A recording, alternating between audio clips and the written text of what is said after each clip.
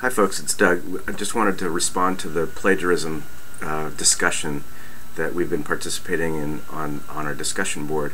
I really appreciated the thoughtfulness of that conversation, and I hope you see that I tried to provide some gray areas for discussion around plagiarism to kind of unpack this idea of what plagiarism is and think at the edges of it. I like to do that with ideas, to think at the edges of it to help us understand the sort of core concepts of it more deeply.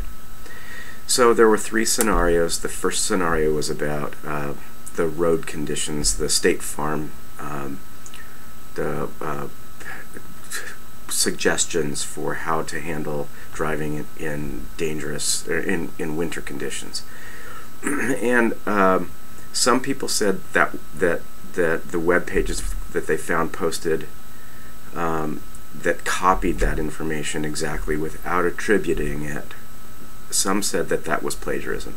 Others of you said that it was not, and there were three main reasons. The first reason that I read about was that, well, this is doing a public service, and so it's okay. And so I just wanted to speak to that point specifically. There's two issues with that. First, who decides whether something is a public service or not? That's problematic in many, many respects, and that's a road I don't want to go down. I don't know if you're willing to, but I don't want to go down that road.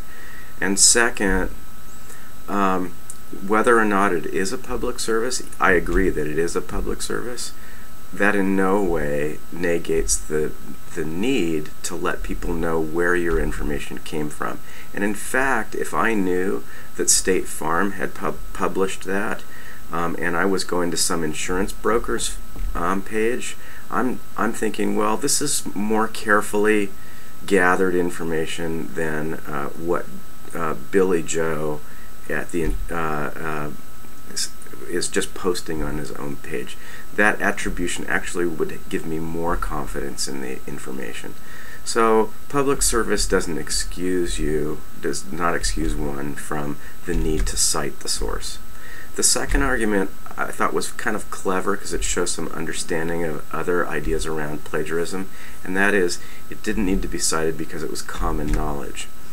And that's first of all, I question whether that's common knowledge, that all those driving tips were common knowledge. If it were common knowledge, it kind of raises the question of why people would be posting it. If everybody already knows it, then why repost it? But second of all, even if it were common knowledge, there's two pieces to what happens when somebody creates a piece of writing or any other expression.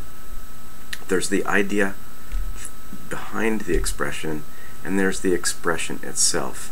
So if I write a poem about how to change a flat tire, all of the information in the poem might be common knowledge, but the expression itself is my expression. And when you copy information word for word, you are taking that other person's expression. And so there's a need to cite that. So that's the second argument. The third argument was that this is not plagiarism because people didn't say that this was theirs when they wrote it on their own web pages. There is an automatic expectation from people when you read something that when you read something that all of the ideas and all of the language and all of the expression comes from that author, unless the author tells you it's not from him or her. So you can't really make the argument it's not plagiarism because I didn't say it didn't come from me. Alright, so that's the winter road conditions one. The second one was about copying a paragraph that you had written from another paper and copying and pasting it into your new paper. Do you need to cite that? Some people said yes, and some people said no, you don't, because it's your own work. And so I wanted to kind of extend this conversation about what citation and plagiarism are about. Citation And let's talk about the positive reasons for citing rather than what plagiarism is, because I think the positives are what motivate us toward doing the right thing. The first positive around citation is to give credit to people for their ideas. That's the first. The second is in academics, this is particularly important. The second purpose of citation is to provide a roadmap of your thinking.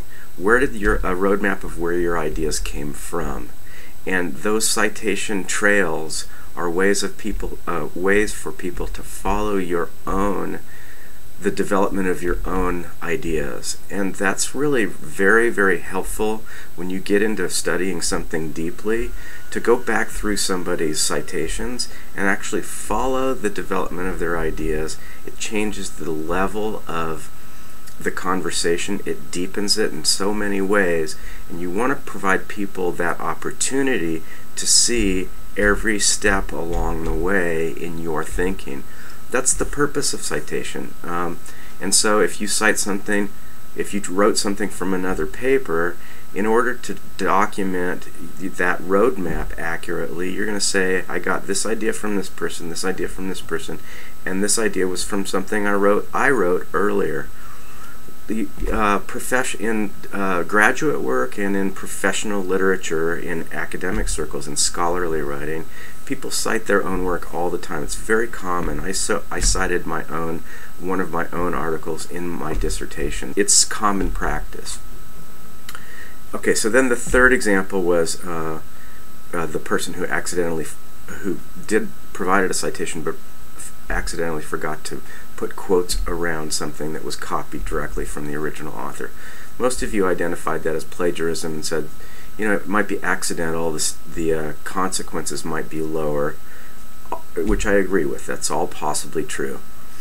But I wanted to say two things about what that lack of putting things into quotes represents. First, it represents carelessness on the part of that author.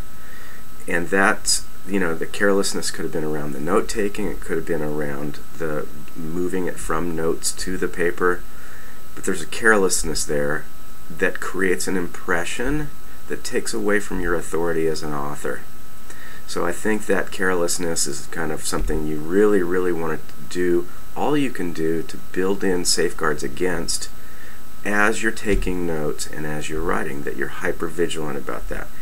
And second of all, even if it's unintentional, it's disrespectful of the original author. I think we can all agree that our intention is to give people credit for the things that they say and the ideas that they have.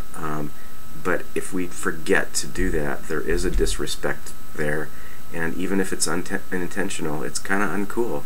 So I really wanted to move this away from what we shouldn't do toward why we do the things that we do, and it's all part of participating in a scholarly conversation, and our conventions around citing sources really have to do with how it helps us as readers understand where the thoughts and arguments are coming from and how the author that we're reading constructed his own arguments. I hope that you found this interesting and useful, and I hope that I'm a little persuasive in helping you reframe the idea of plagiarism toward the idea of citing for all the right reasons. See you later. Looking forward to hearing from all of you.